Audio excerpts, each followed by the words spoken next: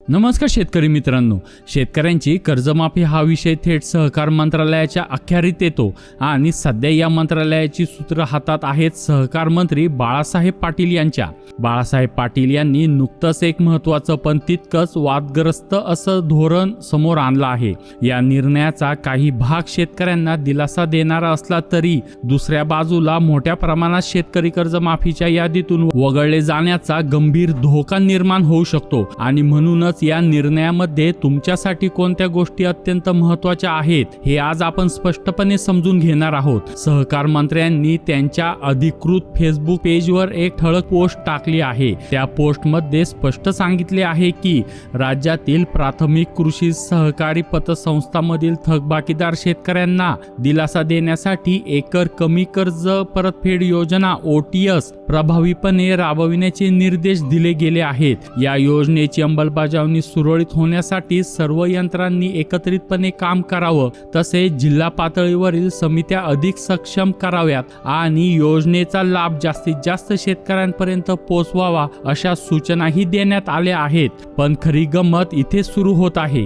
एकीकडे सरकार 2 लाख रुपयापर्यंतची कर्जमाफी देणार असल्याची घोषणा करते आणि दुसरीकडे त्या शेतकऱ्यांना OTS योजना करून कर्ज बंद करण्यासाठी विविध सहकारी संस्था प्रोत्साहन करत आहे. इथे शेतकऱ्यांनी अतिशय काळजीपूर्वक पावलं टाकण्याची गरज आहे. सर्वात आधी एक स्पष्ट गोष्ट समजून घ्या. कर्जाचे 3 प्रकार असतात: अल्प मुदतीचे, तसेच मध्यम मुदतीचे आणि दीर्घ मुदतीचे.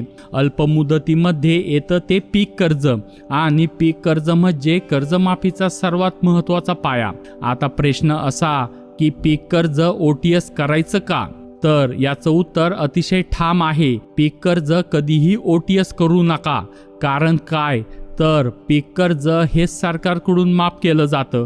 2 लाखाच्या आत तुमचं पीक कर्ज असेल तर ते कर्जमाफीच्या यादीत सहज पात्र ठरू शकते.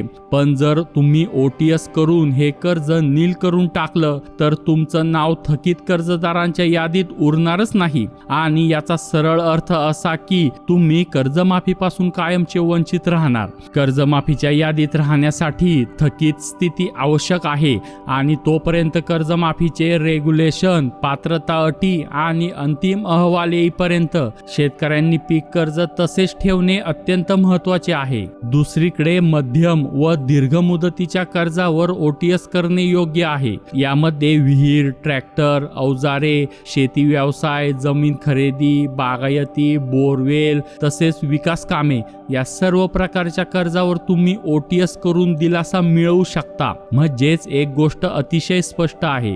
OTS फक्त मध्यम आणि दीर्घ मुदतीच्या कर्जासाठी योग्य आहे. अल्प मुदतीचे पीक कर्ज OTS करणे म्हणजे स्वतःचाच मोठा आर्थिक तोटा करणे असे होणार आहे. सरकार 2 लाखापर्यंत पीक कर्ज माफ करणार असताना शेतकऱ्यांनी ते भरून स्वतःला तोट्यात का टाकावे? इतके मोठ्या योजनेच्या तोंडावर चुकीचा निर्णय घेणे टाळा.